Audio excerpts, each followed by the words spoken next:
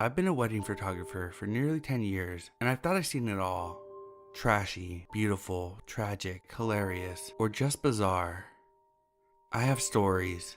I've had the typical groom getting caught with a maid of honor, family getting to brawls, brides ODing in the bathroom, gay couples having no one to attend their weddings, or worse, the one uninvited homophobic relative crashing just to be a dick. But we aren't here for the typical stories. If we were, we'd be here all day. We're here for the wedding from last October. Fall weddings are probably my favorite. If I ever get married, I'll probably get hitched in the fall. It was the parents of the brides that came to me, asking for my services for a wedding in 2 weeks. Their original photographer apparently up and quit on them, and they were desperate to have their darling daughter's wedding immortalized in picture format. Luckily for them, I had a clear schedule. I did charge them extra for the suddenness of it all, but judging from the father's Rolex, it wasn't that big of a deal. One thing I'm good at is guessing family's wealth status, and once again, I was on point. The Seawrights were rolling in dough. Not that I really like them though. I'm not required to like all my clients, although it does make for things to be a little more relaxing. Harold Seawright absolutely leered at my chest whenever he thought I wasn't looking, and Carol was clearly a trophy wife that was over the hill, that generally looked more like plastic than her. Nothing wrong with getting plastic surgery or Botox, but there's gotta be a cutoff at some point. I think I should have been more off-put by the parents coming to me rather than the bride, but I just figured said bride was too busy with other wedding planning shit and didn't think too hard on it. Day came and oh boy, I realized I was getting into something I didn't want to be a part of right away. First time I saw the bride, Tanya, I had a brief moment of, I don't know how old this girl is. She could have been 16, she could have been just 18, definitely not over 20 though. I see young marriages when it's a shotgun affair, but then I met the groom, Marcel Wingate, who was definitely no younger than 30, and Marcel was just, something felt off. The man was a giant for one. He towered over me, let alone Tanya. With his long, pale face and sunken eyes, he could have been fucking Lurch from the Addams Family. When he shook my hand and introduced himself, I barely repressed a shiver, but years of practice helped me to smile and act like there wasn't something slimy about all of this. Tanya never said a word when she was made over for her big day. Only Carol did, chirping and twittering about, "How about you make her hair a little bigger?" Or, "Make her eyes pop. She has such pretty eyelashes." Luckily, Carol had to go have a smoke every 15 minutes, so the makeup and hair people could have a few moments of actual work.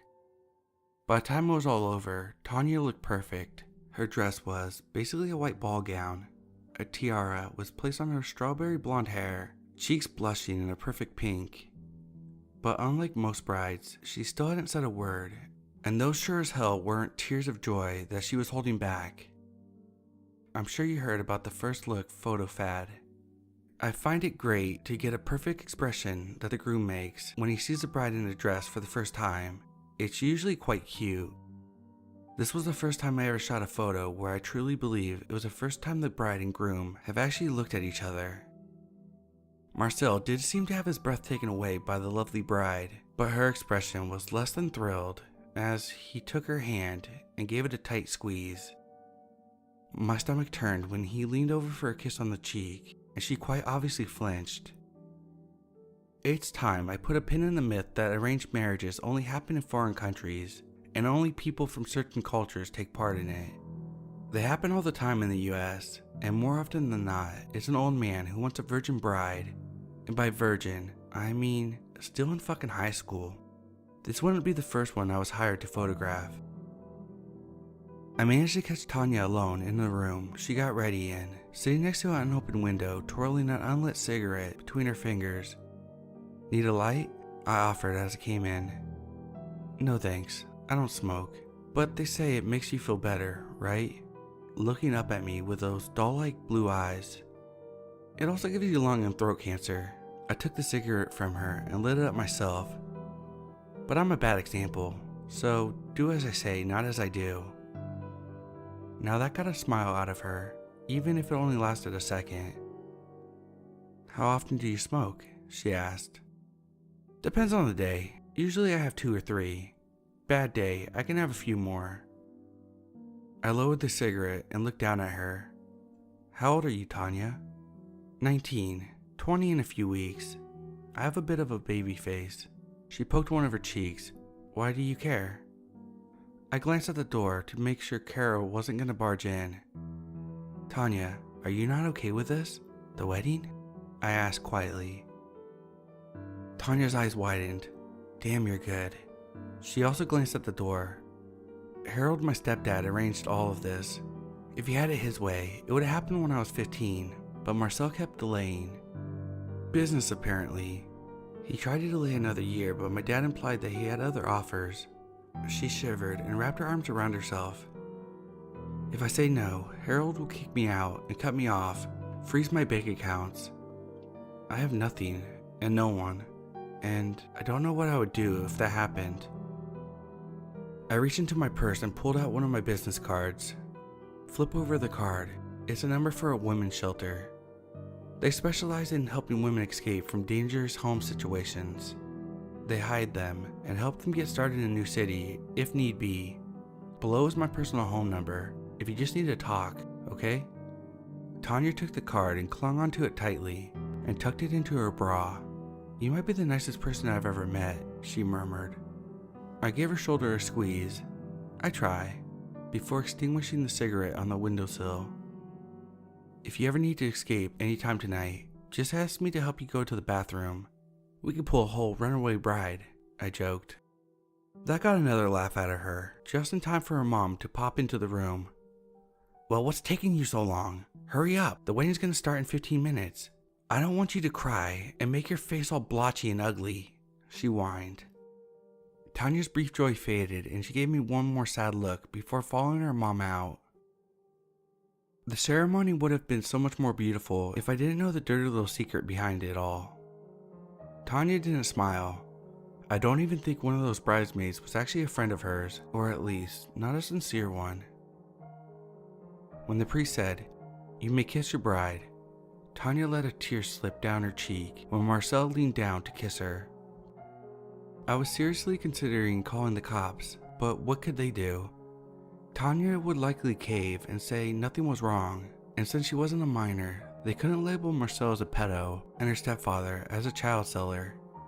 It still didn't make the situation any less shady. All I could do was snap pictures of the worst day of Tanya's life. At the reception, I was constantly being nagged by Carol about what pictures to take, to the point where I wanted to rip her hair out. But I did notice something different about the first dance between the couple.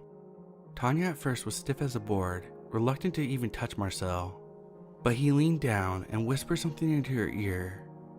Her entire demeanor changed in the blink of an eye to one of surprise, and I managed to read her lips. Really? Marcel nodded, and I managed to catch a picture of the first smile Tanya had since she said "I do." By the end of the dance, she was actually starting to get into it, resting her head on his chest and swaying to 1,000 years. It was a complete 180 change.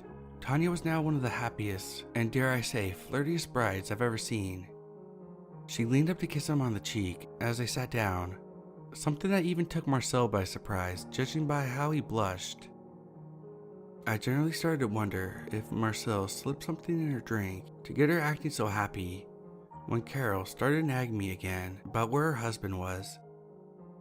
She was the kind of mother who forgot that this was her child's wedding instead of her own, and she wanted pictures of her and Harold. In order to get the fuck away from her, I told her I'll go find him. He had been hitting up the open bar a little hard that night. I assumed that he was in the bathroom either throwing up or cheating on his wife. It could have gone either way at this point. When I approached the men's room, I heard something that sounded like gargling or swallowing. Ew, I know.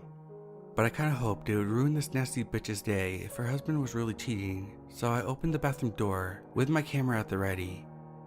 I made contact with Harold, or rather, I made contact with Harold's head. It was sitting in the sink, expression twisted in abject horror. The room was soaked in blood, body parts strewn all around the floor. Meanwhile, Marcel had stripped out of his tuxedo and was currently swallowing Harold's arm, whole. Now, I was wondering if I had something slipped in my champagne. Humans can't unhinge their jaw like that, each gulp taking Harold's arm deeper down his throat. I saw the tips of Harold's fingers disappearing like a small wave of goodbye, and then I dropped my camera. Yes, I heard something break. No, I didn't care. I just saw the groom eat the goddamn father of the bride. Marcel's head shot up, and his eyes, before now they were dull, watery gray, but now they were molted brown and red with slitted pupils. I felt frozen when those eyes looked at me. Oh, I'm terribly sorry. One moment. Marcel turned to the sink that was free of the man's head and vomited. I heard several things clatter on the porcelain before he fetched them out and washed them off. With an embarrassing clearing of his throat, he walked up to me and pulled me into the bathroom. I thought I was dead, but instead Marcel placed several diamonds in my palm. For the camera. I didn't mean to startle you. I managed to get out as I stared at the handful of diamonds. This would pay for more than the camera. Why did you? Devour Harold? Oh, I've wanted to do that for years. Marcel chuckled as he grabbed some paper towels to wipe off his chin. Like that would take away from the fact that he still had a naked body in front of me. A terrible person actually tastes quite divine. You would taste absolutely terrible. It would be like swallowing nails. Meanwhile, a man who offers his own daughter as a sacrificial lamb to someone he knows eats humans. He tastes like the richest cut of steak, cooked medium rare, and seasoned to perfection. Jesus Christ, this twisted situation had taken a whole new level of fucked up. Wait, he is seriously? Oh, absolutely. Marcel snorted, and he'd do it again. All for what happens when my stomach possesses human bone. I clutched the diamonds. You're not gonna hurt Tanya? I asked. Marcel shook his head vigorously. God no. I kept delaying the wedding in hopes that she would manage to find a way out, but I think Harold was getting bored of my cold feet. There would be plenty of others willing to pay for her, even if my payment would be easily twice what others would offer. God, I started to feel a little dizzy. Here I was, talking to a human-eating groom. I glanced out the door, and a horrible idea entered my brain, one that would surely earn Marcel's good favor and help out Tanya. So if I told Carol she could find her husband in the men's room. Marcel seemed puzzled for a second, but caught on quickly, with a nod. He picked up the head and tossed it into one of the stalls. I heard a splash in one of the toilets and almost started giggling. I was nearing hysteria. Go right ahead, I'll be waiting, he said as he kicked some more limbs out of sight. I almost left when I had to ask one more question. What the hell are you? Marcel cocked his head to the side before he changed, just for a second. One moment he was a blood-soaked man, absolutely horrifying but normal. The next he was a snake, sort of. His body was gone, replaced by the body of an anaconda, but his head was still the same, minus the flick of a slim, forked tongue in his mouth. Then he was back to normal. He responded with a shrug. Funny enough, I was hoping you'd tell me. I don't have a clue. I left the bathroom and bumped into Carol almost immediately in the hallway. Well, where is he? I pointed my thumb towards the bathroom. Think he's not feeling so well, I said before I was nearly bowled over by the grumpy bitch. I watched long enough for her to open the door and for the scaled tail to shoot out, snag her around the arm and drag her into the bathroom before I headed back to the wedding. The problem seemed to solve itself. Marcel came back, the men's room locked after apparently someone got quite sick in there. Tanya no longer had to behave a certain way to please her mom, and I think she had a good night. I used my backup camera to make sure I got all the pictures of her smiling. Carol and Harold vanished into thin air, never to be seen or heard from again, and the diamonds paid for quite a nice new camera. Like I said, it's been a year, and I sure as hell haven't forgotten about the wedding.